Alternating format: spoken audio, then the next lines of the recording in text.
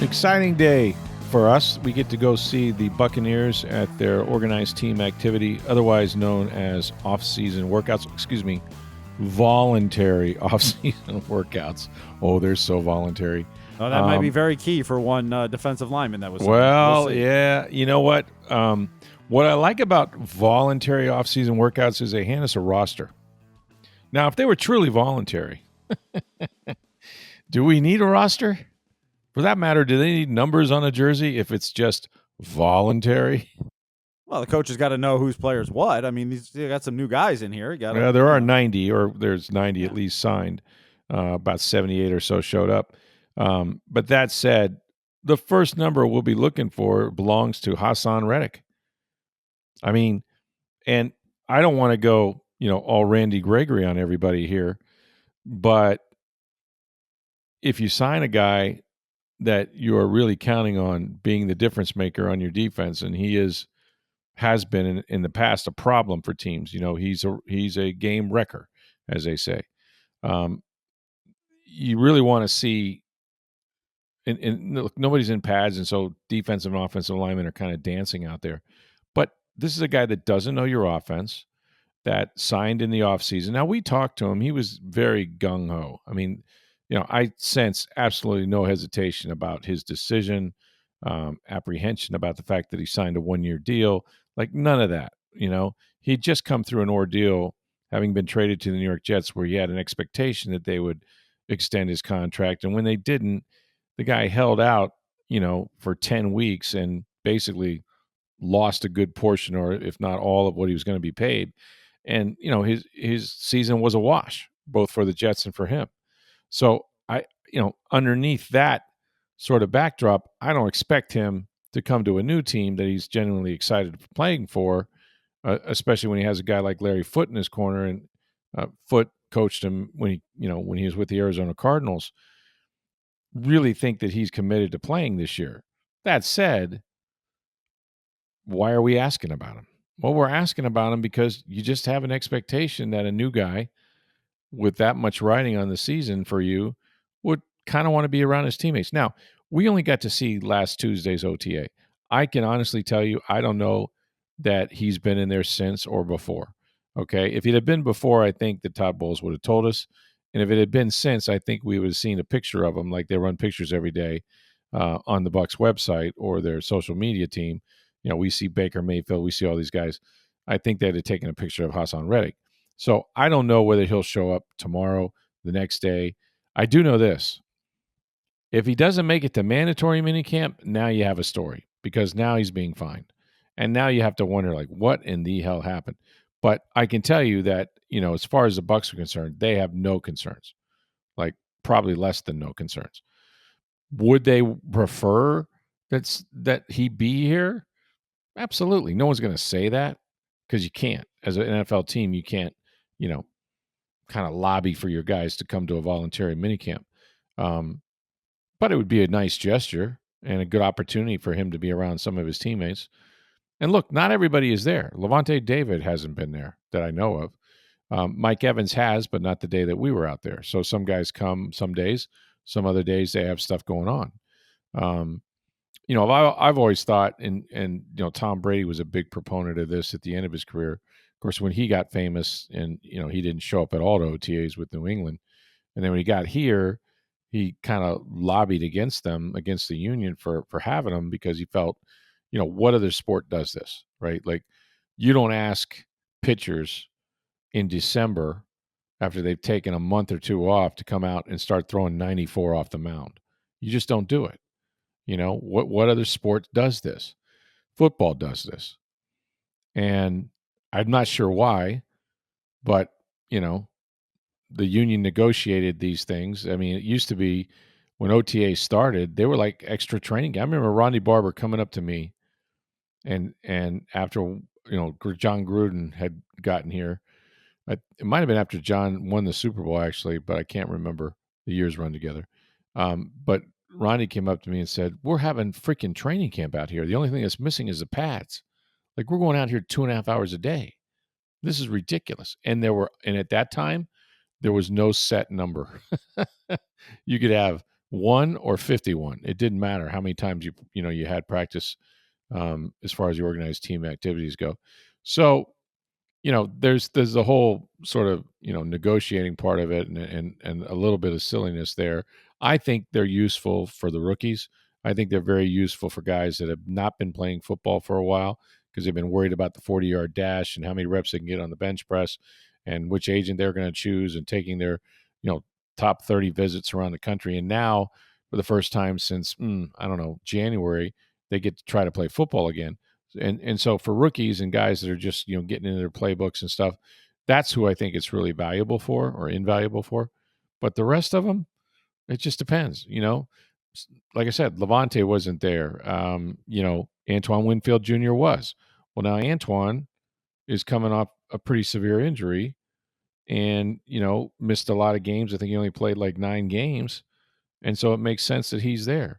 But would we have a problem if he wasn't? No. But new players stand out when they tend not to show up. And, I've seen guys show up to the mandatory mini camp and you look at them and they're like, well, you haven't been doing anything. You're out of shape. I remember when Leonard Fournette rolled in there at about 260 pounds one time. That's really why there's OTAs. That is. You're right. You're right. And most guys are going to keep themselves in shape, but don't. And as the years go on, more and more guys keep themselves in shape. Yes. When these started, guys fell out of shape in the off. They had other jobs. They didn't have the money that was on the line. That's et cetera. Like, that's right. You go back years ago and it doesn't matter the sport. Training camp was like, this is when we get in shape. This is how we do it. Spring training, which is why there was baseball. 3-a-days in football and spring training's as long as it is. And it's exactly why. It's the players came in out of shape, and this is how we get them in shape. They didn't make the kind of money. Some of them had to do other jobs. Some of them just didn't do anything. They were on the couch. The way they used to start training camp when I started, and it's going to be like, I'm not as old as Tom Moore, but like back in my day, the way they started it was with a 12-minute run. Like the first day wasn't actual practice. It was like, okay, let's see what kind of shape you guys are in. And if you were an offensive or defensive lineman, you had to complete so many laps. If you were a skilled player, you had to complete so many laps. And it was 12 minutes, which doesn't seem like a long time to run, but 12 minutes is a good little run, And so that was the bar. I've told the story a million times about the 3-a-days with Ray Perkins and how, they had a fullback that did not report in shape, and Ray had him out there every day. He wouldn't let him practice until he made his weight, and then after being in a rubber suit for 2 weeks, we kept asking him about William Howard. What about? No, he hadn't made weight. He can't practice. He hadn't made weight. 2 weeks go by. One day, he made weight, and I cut him. It's like, what? You made this guy sweat it off for 2 weeks and you released him. But that's how it was back in the day. So yeah, I think in many ways it's better than it used to be. I think it was ridiculous, but yeah, players use sort of the off season at times to get back into shape, but it's always better to stay in shape than to try to get back in shape. And I think for the most part, I've always thought it was funny too. Like they used to have this thing, and I don't know that they do anymore. They used to have a thing called workout bonuses. Like you would negotiate $100,000 workout bonus. What? Yeah, well, if you show up in the off season to work out, we're going to pay you $100,000. This is literally your job, is to be in shape to play football, and you would get a bonus for showing up. It's crazy. I want to get a bonus for editing. Right, get a bonus for your job. I need to negotiate that. Who's our boss? I need to negotiate that. I need a bonus to edit. How about a bonus every time we do this podcast after midnight? we might break the bank. But that's how you get to be the top sports podcast in Florida, right? So there's that. No, listen, I will, the first guy I will look for will be Hassan Reddick. I don't know that he'll be there. If he is, terrific. If he's not, I don't think Bowles or anybody will freak out. But if you ask me, would they prefer it? Hell yeah, they would. They'd like to see him come in there and, be in a classroom and learn some defense and meet your teammates and do a little bonding. But He's been in the league a long time. He knows what he has to do to prepare. That's the other thing. You're not talking about a player that's coming from another club after 1 or 2 years. So I think they'll trust him, and we'll see what happens. But yeah, so OTAs, and then next week the mandatory mini camp. Now everybody has to be there for that, and then June 13th, man, sayonara. We're done. We're done for about 5 or 6 weeks. When I say we, I mean as far as our media obligations go, and the players get to take off, and that's the scary time in the NFL because you hope that none of your guys get in trouble. The last speech they have in the huddle is, "Don't be that guy. Don't be that guy that gets the team in trouble."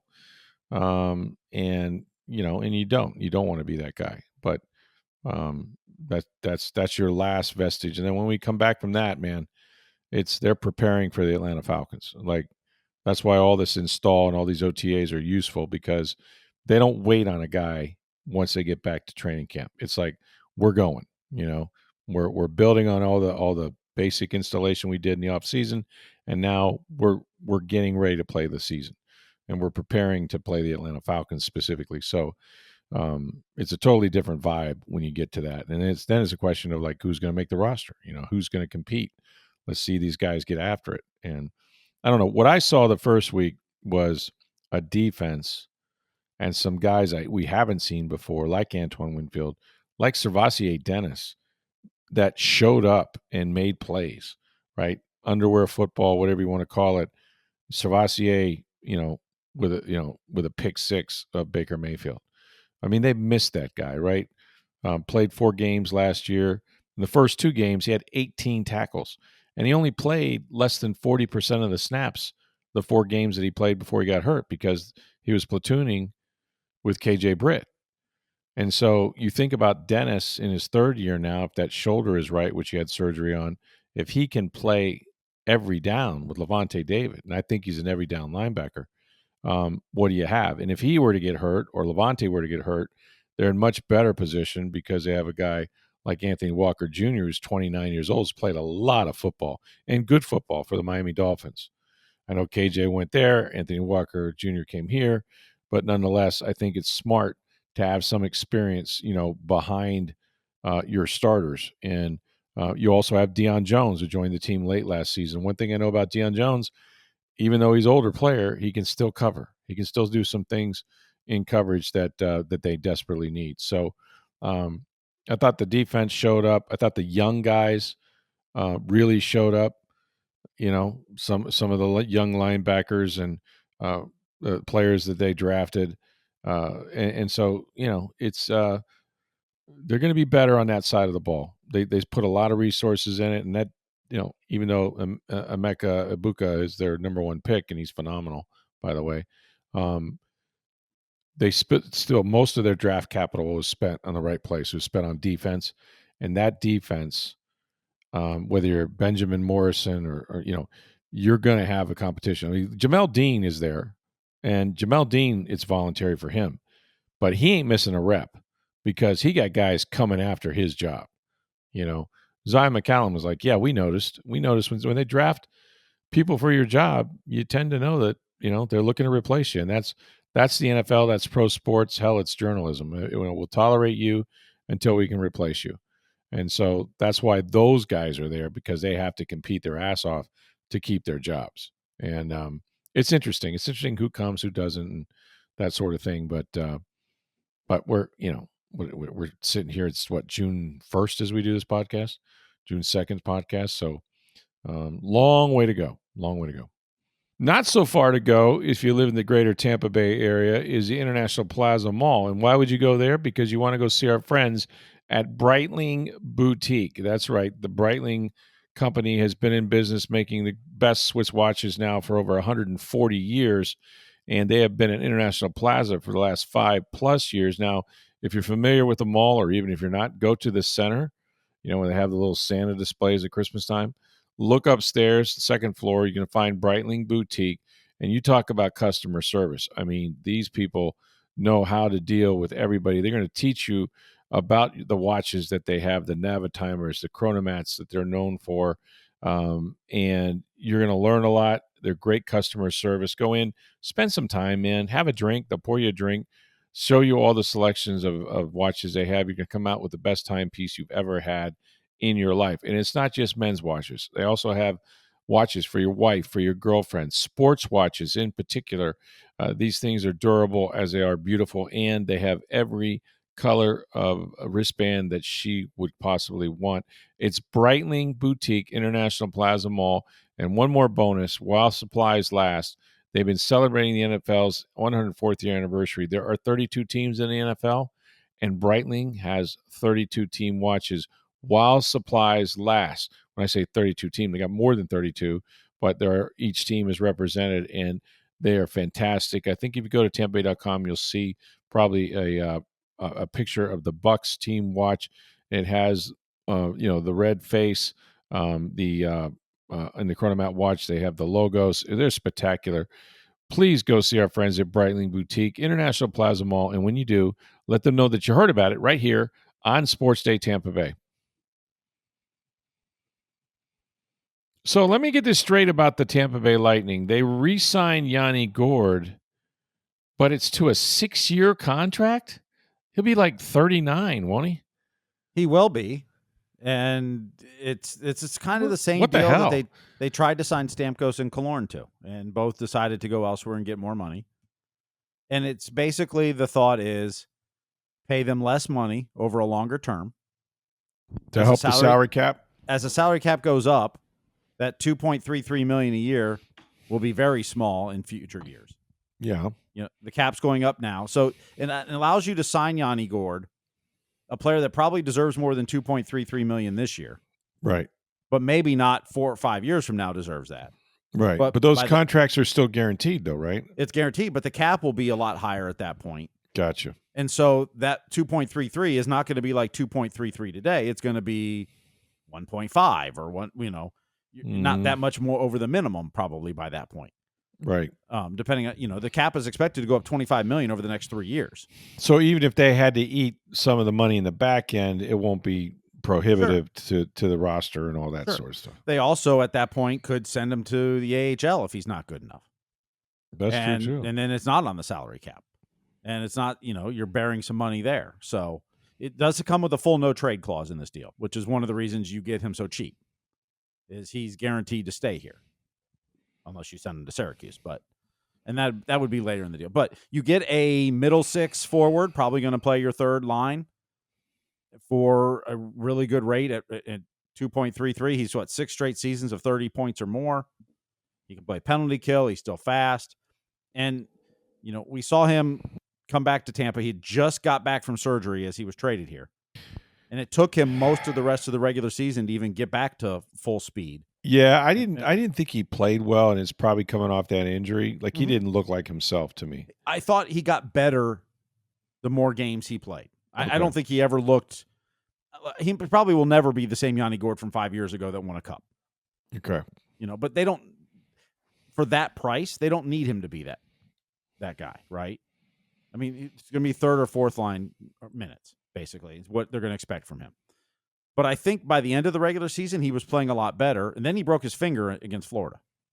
And that hurt him during that series. Well, yeah, he was one of those guys that got injured that we didn't know about, right? Exactly. Yep. Broke his ring finger. So, I think hopefully a healthy Yanni Gourde next year. Obviously fans love him.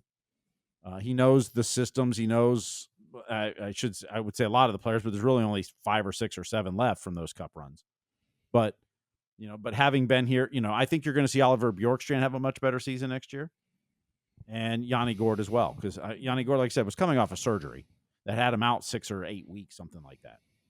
So, look, it's a low risk. It's that at that AAV, it's a very low risk signing, and especially with the cup going up, and it still means the Lightning have 12 forwards under contract now, and they have $3.5 million of cap space still remaining. Now, I think they still have to sign Gage Gonsalves, who's at RFA.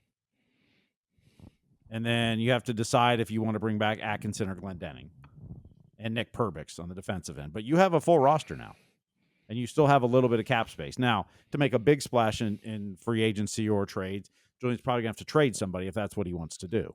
But he does have some room to make some moves. as it stands right now. Look, as long as I think Yanni Gourde can help them beat Florida, because it's all it comes down to, man. You should not sign a player that you don't think can help you line up against the Panthers and beat them. Well, I would argue that on the current roster, Yanni Gourde is probably the player most like the Florida Panthers.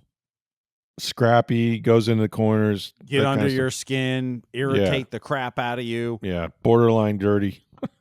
Yeah, there's been some plays where you go, ooh, that was a little questionable with Yanni over the years. I mean, but when you play on the edge, sometimes you cross the line. Yeah, I want that guy, right? Yeah. I don't think his intent's ever been to cross the line, but it doesn't mean it doesn't happen occasionally. Like, sure. Well, when you're going 100 miles an hour, no brakes, all gas, right? But Yanni Gourde's probably the player on the Lightning's roster most like that. Like, and if that's the case, then that's a good signing. Right, if he's still got that juice. I mean, Hagel's up there too. I should, Hagel's probably the most like the Panthers, especially with that level of skill that he has. Yeah. Well, yeah, that's the thing when you have like Sam Bennett and Matthew Tkachuk. The offensive powers. Not only are they pushing the envelope and all that, but they're damn good players. Yeah, they can score. I mean, they can score on anybody. Yep. Yeah. So I mean, look. And there'll be changes. I mean, I think I'm kind of bracing for some changes, not necessarily just status quo, although they got Gourde back late, and I don't think he'd have gone in the first place if not for I would find it hard to believe that Julian doesn't make any changes. Me too. Jonas Johansson's re-signed as a backup goalie. I think that's a good signing. But to make changes, fans get up in arms about backup goalies. But Jonas Johansson his first couple starts were bad. After that, he was really good. Yeah, like backup goalie comes in once every 2 weeks.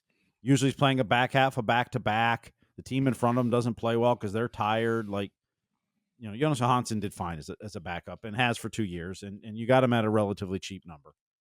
And because Vasilevsky's taking most of the starts, and in the playoffs he's taking every minute. Like you're not going to see unless he gets but no matter how bad Vasilevsky plays or is perceived to play, you're not going to see what happened to Jake Ottinger in Dallas. Oh God, that was awful. And Peter DeBoer may lose his job over it. Yeah, I think he should. Well, and not only the way he handled it, and then what he said afterwards, the press conference, but then days later when he goes to meet with the media on exit interviews, hadn't even talked to Ottinger yet. Yeah, that was, and apparently all the players have gone to upper management in their exit interviews and complained about it. Like I would too. Yeah, and DeBoer may lose his job. He showed him up, and he still hasn't addressed it, and he hadn't apologized for it, and it was the wrong decision. On top of that, the decision. I mean, decision can be right or wrong, but it's the comment you made afterwards and about the player and he's your franchise goal. I mean, Ottinger is one of the top 5 goalies in the league. Well, and that's the thing. They're not getting rid of him, so it's much easier to get rid of the coach. Yeah. But those two don't look like they can coexist. I mean, he embarrassed them and humiliated them and all that. And it was uncalled for. It really was. So. But, yeah, I would find it hard to believe that Julian Breezewell doesn't make some changes. Now, how big does he swing and what can he get done? That's still to be determined. I mean, doesn't have a ton of cap space. No, but he can make some deals. Future cap space looks good. He could also make some deals. That's what he's going to have to do. It's not going to be a big free agent. You don't have money to go sign a Jake Gensel. It's got to be player in, player out. Mm-hmm. And that's going to be interesting because my, expert view of the Tampa Bay Lightning is that they still have a very, not a giant window, but it's certainly still there. Right, when you still got Vasilevsky and you've got Point and you've got Kucherov, and you've got Hagel and you've got, Cirelli and you got some of these players, you still have plenty of juice to get back there and win. Mm-hmm. So the windows, but it's not eternal, right? No, and Florida's not going to get worse. All right, now they're playing. What happened to the Lightning might happen to Florida in that when you play into June every year, it starts to catch up with you. Well, they're going to lose some players to free agency this year. They've got they've got some free agents and they've got cap constraints. So I mean, the cap is going up, which will help them more than when the Lightning won cups. And the cap didn't go up, and COVID and all that. Yeah, but the Panthers are going to lose some players. Yeah, so, it's inevitable. I mean, it's what happened with the Lightning. I mean, whether it was Gourde was in the expansion draft, but Gaudreau and Coleman and Gaudreau Ryan and Coleman McDonough, were big. Yeah. they traded Ryan McDonough. You go through the list of players they've lost. Then Killorn left. Big Rig. Palat, all those Yeah. guys. And that's what happens when you have really good players and they want to get paid and they should get paid. Right. And so then some have to leave and the team has to make decisions. So Florida will have those. I mean, I still go back to what Julian said. And if you don't think the Lightning can beat Florida, that's a fair. That's right a fair now. assessment. Nobody can beat Florida. Well, Florida's the best team in the league. I mean, yeah, period. Edmonton may win this series, but Florida the Lightning were top 5 in scoring, top 5 in defense, top 5 in power play, and top 6 in penalty kill. Tell you what, I'll give you Edmonton. I'll take Florida. Yeah, but I meant, what? I don't know what more you want from the Lightning. Now, regular season doesn't equate to postseason. 100%, absolutely. And I thought with McDonough back and the way they played defense that this team had a better shot this year than the last 2 years to advance in the playoffs. Unfortunately, they ran into the best team. Yeah, and listen, I mean, you do a forensic analysis on this, but the bottom line is they never trailed by more than a goal in the third period of any game. Yep. Things happen. They scored 2 goals with 11 seconds, and then they gave up 2 goals with 11 seconds. Like, yep. You can't go back and say, well, ifs and buts, but sometimes whatever the series winds up 4-1 is not really as lopsided as that sounds. So, are they a world apart from the Panthers? No. But they do have to do something different, because and I would expect Julian will make some moves this offseason. I think so. The draft's coming up in about 3.5 weeks. At the draft last year is where he traded Mikhail Sergachev. Yeah. You get J.J. Moser and Connor Geekie. Mm-hmm. What moves may he be trying to work on this year and changes? Time will tell. Free agency starts July 1st, so we're less than a month from that. So, most of the moves, big moves that are going to happen, most likely are going to happen in the next 4 weeks. That would be great. It'd be great to watch. Mm-hmm. No doubt about it. There's a couple things I wanted to get to, and let's save Jim Leavitt for last. Okay.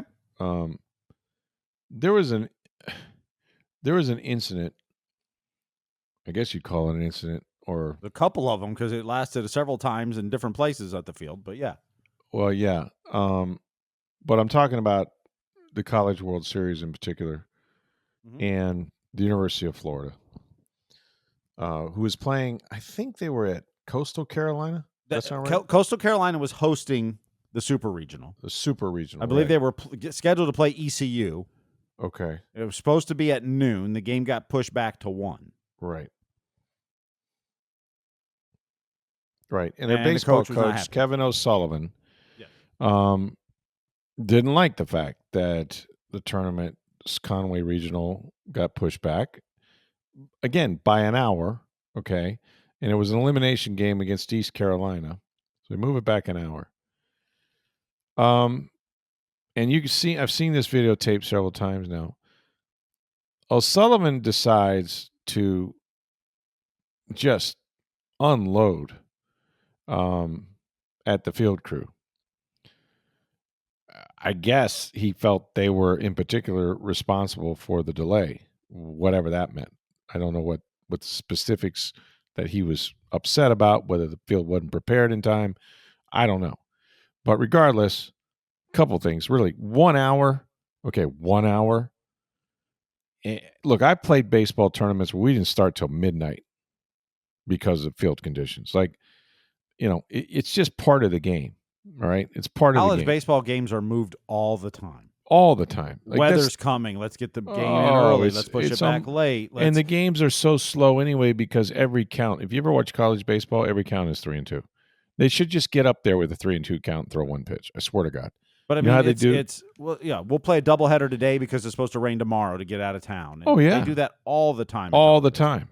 Yeah, all the time. In fact, when I was playing college baseball 100,000 years ago, when we go play a conference tournament, we would come in and we played double headers, which stunk.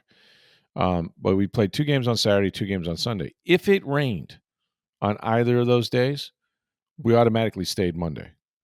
for 2 games. You just knew it, and we got, it's like Bull Durham. I can get you a rain out if you need a rain out. We got plenty of rain outs. And that really did not help my 3 classes on Monday, Wednesday, Friday when I walked in and realized I had a test on Wednesday because I had been gone on Monday. That said, it's just part of the game. It's part of baseball. It's part of sports, really. But to see this guy, if you watch the videotape, and it's pretty much everywhere, O'Sullivan starts getting in this guy's grill. And when I say, like, he takes his index finger and he's all but poking the guy in the face, in the ribs. Like this finger, I'll just say this, that if you're gonna do that to me, you better be ready for it to be poked back, because I thought that the grounds, whoever it was, the tournament crew, whatever he got off on, they had amazing restraint. They did not even react to this guy losing his crap, right? Now, let's think about this. You're at the University of Florida, right? You're in the college NCAA tournament. You're in a super regional, whatever it is, and you represent the Gators, their athletic department, their university. More than that, you've got 25 guys over here that you're in charge of, that you're supposed to set an example for. And you do that before a game to a game day crew? Who are we talking to like that? Right? Like, there was also another video of him, like, on the concourse talking to a couple officials. Yeah. And in a 47-second video, I lost count of how many F-bombs he threw in there. It was unbelievable. I mean, you don't want to read lips, but if you did, the Coastal Carolina coach, Kevin Schnall, took exception to it. And he called O'Sullivan a bully. And I think that's the best word I found to describe what he did. He was an absolute bully. And as it turns out, Florida lost 11-4. Had to come back an hour because East Carolina played late into the night prior. And they didn't wrap up their contest until midnight. So the elimination battle was set for noon. The first pitch got underway about 1 o'clock. Look, you already had an advantage. That other team played till midnight. Oh, but I don't want to give them 1 more hour to rest up. Come on, man. Come on, man. What are we talking about here? An hour? I mean, they've sat through 5-hour rain delays before, I guarantee you. What's an hour? But for him to jump those 2 site reps like that. Now, he's won a national championship. Okay, good for him. Schnall thought he came in here just try to bully everybody. Fortunately, somebody wrote an apology for Sullivan. I'm sure he did not. But he did apologize in a statement that basically Scott Strickland, their AD, also apologized and said that Sullivan's actions fell well short of the university expectations. And then O'Sullivan said, I let my emotions get the best of me. I channeled that energy in a way I should not have. And he apologized to pretty much everybody. Okay, your apology, I have received, and it is not accepted because, you got caught, brother. You got caught on camera, But, I'm like the Maya Angelou thing. Like, if somebody reveals themselves, believe it. Believe it. He's a bully. And what I got to wonder is, because I don't know him. I promise you, maybe he's having a bad day. I don't know the man. But if I played for him and he shows me that, like, what's he like with his players? Like, you're a leader of men. What are you teaching them? And I've had good coaches and I've had horrible coaches. But that's not the way you comport yourself in NCAA Division I baseball. You're a world champion, for God's sakes.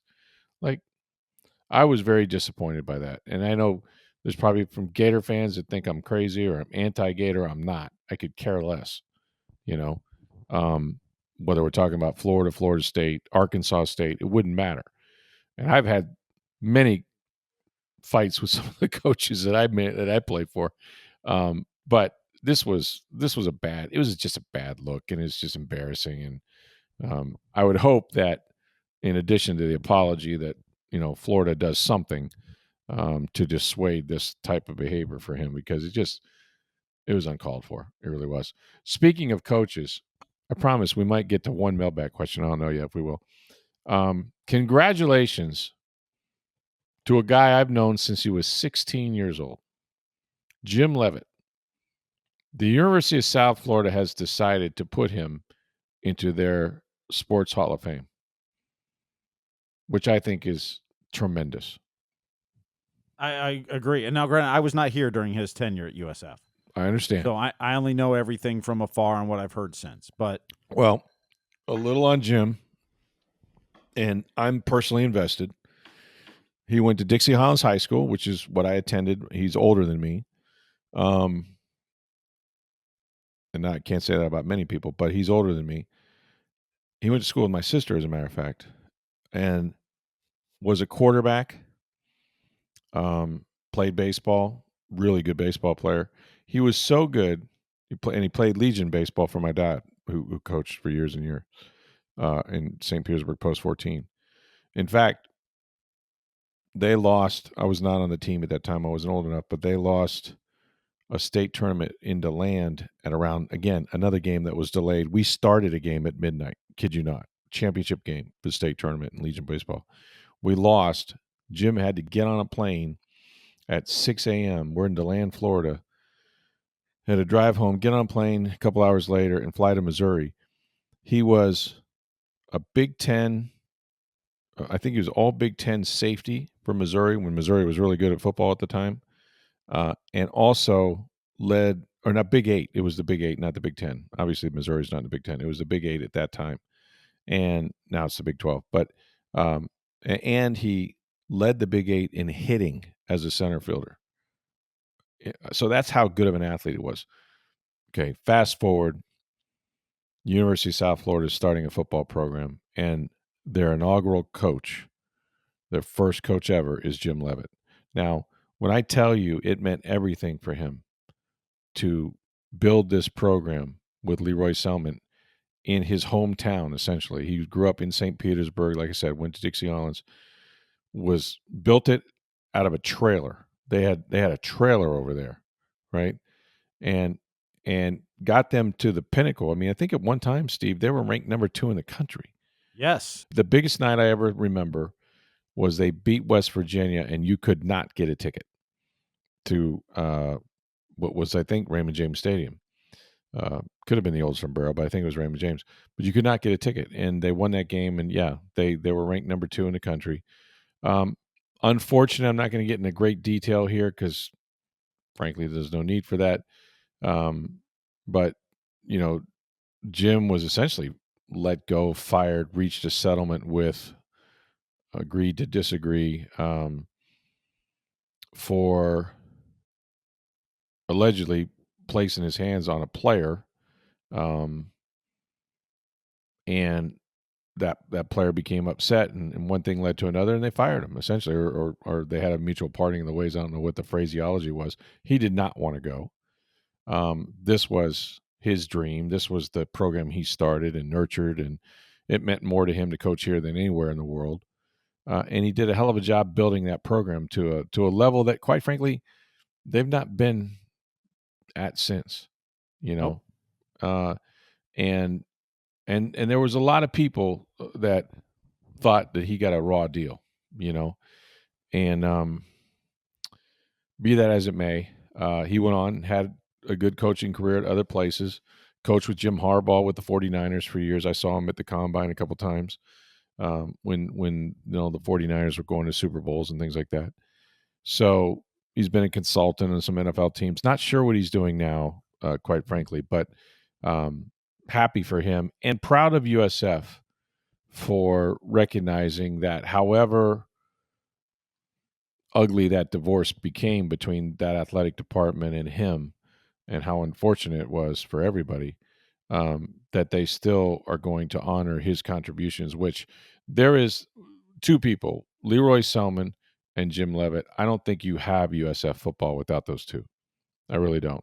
Not at the level they are today, or could be. And they've still got a lot of work to do, obviously, but still, from the beginning, from a trailer in a field over there in USF, rose this football program that, has the potential at least to be one of the best in the state, if not the nation, if they can just get going. And I think the stadium will help. I think there's a lot of people headed the right direction with that. But happy for Jimmy because it means more to him than anybody will ever know. I've talked to him about it. I watched him as a 16-year-old kid. I saw him grow up here, knew his parents, knew his brother Randy. Like, it's a big deal. It's probably the biggest of deals for him. So I'm happy he gets to go in the Hall of Fame. All right, I promise you we'll get some mailbag questions tomorrow. Get them in. You got plenty of time to do that. Send them to us on Twitter or X at SportsDayTB. You can reach me at NFL Stroud, or my email address is rstroud@tampabay.com. Go see our friends at Breitling Boutique, International Plaza Mall. Check out the NFL Team Watches, 32 teams, all represented while supplies last, 104th anniversary being celebrated there, as well as watches for your wife, for your girlfriend. I'm telling you, you're going to love the customer service. You're going to love the store. It's in the center of the mall, International Plaza, Breitling Boutique, and make sure that you let them know you heard about it right here on Sports Day Tampa Bay. For Steve Versnick, I'm Rick Stroud of the Tampa Bay Times. Have a great day, everybody.